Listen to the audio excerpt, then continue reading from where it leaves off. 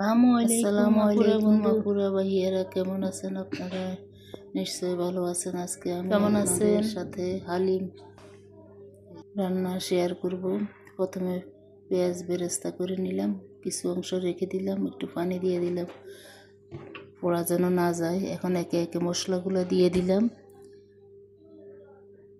লবণ পরিমাণ মতো দিলাম। ভালো করে কষানো হইলে এখন আমি মাংসগুলো দিয়ে দিব। এ পর্যায়ে মাংস দিয়ে দিলাম। মাংসগুলো ভালো করে কষানো হয়ে তেল উঠে গেল। এখন আগে থেকে রেডি করা হালিম দিয়ে দিলাম।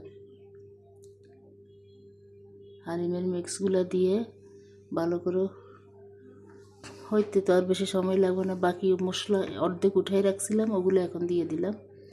এখন পেঁয়াজ, রসুন, মরিচ, বেরেস্তা বাগার দিলাম আর কি। এই যে এখন পরিবেশনের পালা। সবাই ভালো থাকবেন। আসসালামু আলাইকুম।